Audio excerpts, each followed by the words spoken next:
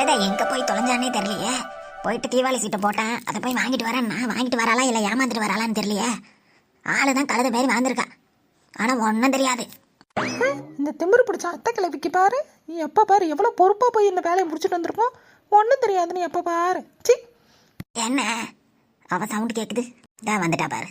அட்டியே என்ன முட்டையா 11,000 மொத்தமாக சேர்த்த சாமான் அது இது வாங்கிட்டு வருவேன்னா என்னடி சின்ன பையோட வந்திருக்க? இது உங்கள் ஊரில் சின்ன பையன், உன்னைய கண்ணாடி போகணும்னு சொன்னாலும் உனக்கு கேட்க மாட்டேன். இந்த பையில தான் எல்லாம் வச்சிருக்கேன், எரிய எடுத்து காட்டுறேன். காட்டு. அப்படித்தான் அத்தை கிளவி. என்னது அம்புட்டி தானா? ஏட்டி மாசம் 1000 ரூபாய் கட்டி 11,000 கட்டியிருக்க. வெறும் இந்த பழம், ஒரு டப்பா வெடி, ஒரு சேலை, இது ஏதோ ஒரு சின்ன போட்டி ஒன்று எடுத்து வச்சிருக்கான். இதை மட்டும் ஸ்வீட்டு மட்டும் வட்டி உன்னை ஏமாத்திட்டாளுடி.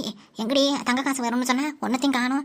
அப்புறம் அந்த இது எங்கள் பானை எதை தரேன்னாங்களே, எல்லாத்தையும் ஏமாந்துட்டு வந்துட்டியா? ஐயோ அப்பவே சொன்னேன் நான் அது போகிறேன்னு.